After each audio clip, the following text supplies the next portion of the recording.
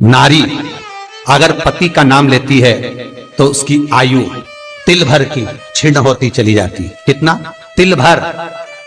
स्कंद पुराण में लिखा है तिल भर की आयु क्षीण होती चली जाती। नारी ज्येष्ठ पुत्र का नाम लेती है, हाँ ज्येष्ठ में अगर बेटी है तो उसका नाम ले सकती है, पर ज्येष्ठ पुत्र बड़ा पुत्र है और पुत्र का नाम लेती है तो उस बालक की कभी उन्नति नहीं हो सकती।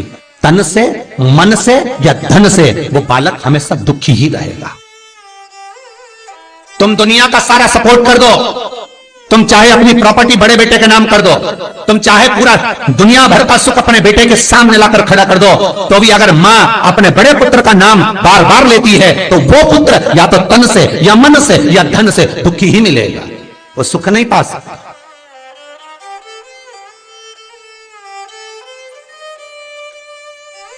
और जिन जिन के घर में बड़ा पुत्र हो और बड़े पुत्र का नाम आप माताएं लेती हो तो उसकी दशा जरूर देख लेना एक बार। हो कथा गलत नहीं कह सकती, स्कंद पुराण कभी गलत नहीं जा सकती। आपके घर में भी अगर बड़ा पुत्र हो और पुत्र का नाम अगर आप ले रहे हो, हाँ ये जरूर है, अगर बेटी बड़ी और उसके बाद पुत्र बड़ा है तो वो ज्येष्ठ नहीं माना जाएगा। ध्यान रखना, ज्येष्ठ का मतलब होता है सबसे बड़ा पुत्र, उसके बाद सारे बच्चों का जन्म हुआ। क्योंकि बेटी अगर जन्म ले ली पहले फिर बेटा हुआ तो बेटी ज्येष्ठ कहलाएगी, है बेटा नहीं कहलाएगा। अगर पहला ज्येष्ठ पुत्र है तो मां सारी प्रॉपर्टी दे दे, सारा वैभव दे दे, मां सारा दौलत दे दे, मां उसके ऊपर सर्वस्व निछावर कर दे। पर अगर बेटे का नाम माता बार बार लेती है तो उस बेटे की उन्नति तरक्की नहीं हो सकती, उसको जीवन में सुख नहीं मिल सकता, कुछ ना कुछ चीज से वो दुखी रहेगा। चाहे वो बच्चों से रहे, पत्नी से रहे, परिवार से रहे, कुटुंब से रहे, व्यापार में रहे, व्यवसाय में रहे, ऑफिस में रहे, चाहे अपने शरीर से रहे, पर दुख तो उसके भाग्य में थोड़ा लिखा ही रहे। और जो चीज वेद व्यास जी ने वर्णन कर दी महाराज, उसका प्रमाण आप खुद भी अपने घर में देखो कि सही है कि गलत है। जिस जिस घर में बड़ा पुत्र हो और मां उसका नाम बार बार लेती हो, बार बार लेती हो, उस पुत्र की दशा देखिएगा आप। तन, मन और धन तीन तरह से। इसलिए निवेदन करूंगा मेरी माताओं से, आपका प्रेम बहुत है क्योंकि आपका बेटा बड़ा है, आपका पुत्र बड़ा है, आपका बहुत प्रेम है और बेटे का भी माता के प्रति बहुत प्रेम है, पर उस प्रेम में तुम्हारा जो संबोधन है बार बार नाम लेने का, उससे उसको तकलीफ हो सकती है। इसलिए निवेदन है, मेरे कृष्ण का नाम कृष्ण था पर यशोदा कभी कृष्ण नहीं बोली है, कभी नहीं, यशोदा कभी कृष्ण नहीं बोली। कन्वा कहती थी आपके बेटे का नाम कुछ भी आप उसको नाम से मत पुकारो, उसका नाम चेंज कर दो, थोड़ा सा बदल दो, आप उस नाम से उसको पुकारना प्रारंभ करो। आप जो भी बोलना चाहे, आपके दिल की बात है, तो आपके पुत्र से आप क्या बोल सकते हो।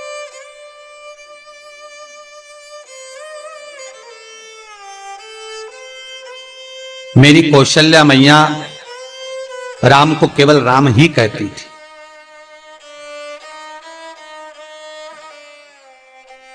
केकई राघव कहती थी, सब्सक्राइब करें। सुमित्रा रघु कहती थी, पर कौशल्या नाम नहीं बदली। और ज्येष्ठ पुत्र थे राम, बड़े थे, बड़े हुए, बन जाना पड़ा, लौट कर आए, धोबी की वार्ता सुनकर सीता का परित्याग करना पड़ा, समय आया लक्ष्मण का त्याग करना पड़ा, और समय आया तो ये शरीर को ही सरयू में छोड़ना पड़ा। कहां से? ताकि आप अपडेटेड रहें। स्कंद पुराण कहती है पति का नाम अगर नारी ले रही है तो तिल तिल भर उसकी उम्र घट रही है। पर ना जाने माताओं को ऐसा क्या है कि वो आज का फैशन हो गया, ए राघव इधर आ, राघव गया। सब्सक्राइब करें हमारा चैनल। नाम लेने में तिल भर की आयु घट गई। आइकन दबाएं ताकि आप अपडेटेड रहें। ज्येष्ठ पुत्र का नाम लेने में उसकी समृद्धि, उसका जो वैभव है, उसका जो सुख है वो घट रहा है।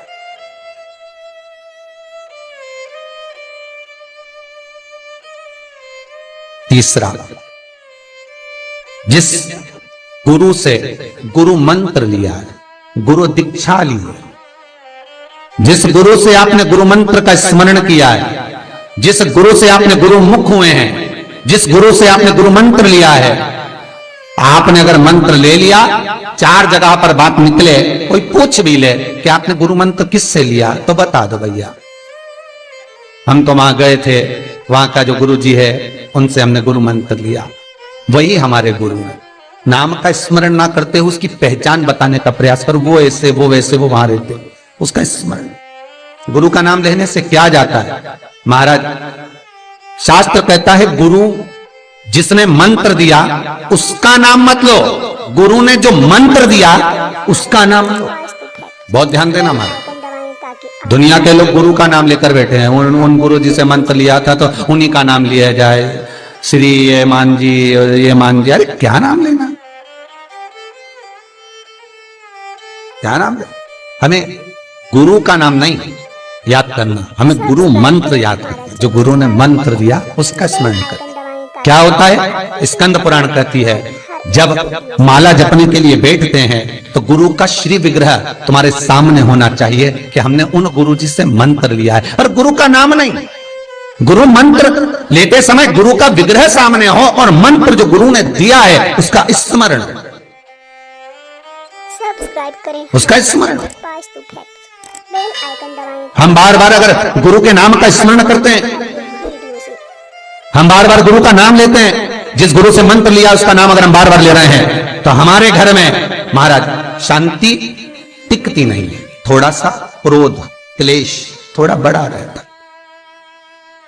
अगर तुम्हारे परिवार में तुम्हारे घर में कोई किसी की निंदा करता हो तो कह देना भैया हमको 24 तरह के नरक में नहीं जाना, तू चुपचाप हो जा, बिल्कुल चुप।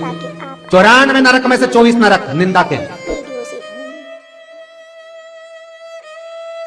केवल निंदा सुनना। और निंदा करने वाला तो केवल 4 नरक में गिरता है।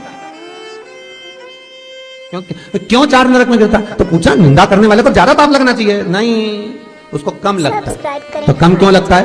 तो अग्नि पुराण में लिखा कि निंदा करने वाला को 4 नरक का भोग इसलिए भुगताया जाता है क्योंकि जिसकी वो निंदा करता है उसके सारे पाप धोता है। मतलब आप किसी की निंदा कर रहे हो तो उसके पाप धुल रहे हैं। किसके? जिसकी निंदा हो रही है। तो वो निंदा करने वाले को तो भगवान ने इसलिए पैदा करा क्योंकि तू पाप धोएगा, तो इसलिए उसको 4 नरक। और जो सुन रहा है, अरे बोलो तो जम के, उसको 24 नरक। सब्सक्राइब करें हमारा पूरा चैनल, 100% पाप कर्म तुम्हारे होंगे। ताकि आप अपडेट उसको तो कम ही लगा जिसने कर लिया, वीडियो से और जो सुन रहा है उसको ज्यादा लगा। निवेदन करूंगा जिसकी किडनी गड़बड़ हो गई हो, जिसका लीवर गड़बड़ हो गया हो, जिसको डायलिसिस चल रहा हो और छूट नहीं रहा हो, वैकुंठ चतुर्दशी के दिन बेल आइकन दबाएं ताकि आप नदी के घाट पर, नदी तालाब सरोवर कुआं बावड़ी जो हो उसके तट पर 14 दीप लगाकर, पीपल के पत्ते पर शहद डालकर और उसमें एक काली मिर्ची शंकर जी का नाम डालकर बोलकर उसमें चढ़ा दें। उसी पत्ते की काली मिर्ची थोड़ा सा शहद घाट पर डाल दें और उस पत्ते को घर पर लेकर आ जाए। जिसको डॉक्टर ने कह दिया डायलिसिस होगा, किडनी लीवर गड़बड़ हो रहे हैं, वैकुंठ चतुर्दशी के दिन रात्रि को 14 दीप लगाकर जब घाट से आए, जिस व्यक्ति को रोग है बीमारी है उसको वो पत्ते समेत चटा देगा। हमारे हर एक वीडियो से और फिर जाकर आप 8 दिन 10 दिन बाद जांच करवाओ, आपको उसका फल प्राप्त हो जाए। पर विश्वास रखकर, क्योंकि हरि और हर मिलन कोई साधारण नहीं है।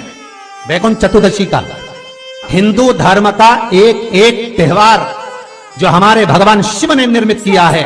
शंकर ने जिन वारों को बनाया, त्योहारों को बनाया, तिथियों को बनाया, घड़ी और पल बनाए, शिव महापुराण में सब लिखा है कि एक एक पल, एक एक घड़ी, एक एक तीर्थ का एक एक स्मरण जो करा गया है हमारे यहाँ त्योहारों का, तिथियों का, वारों का, नक्षत्रों का, ये शंकर ने करा। ये कोई सहज नहीं बना,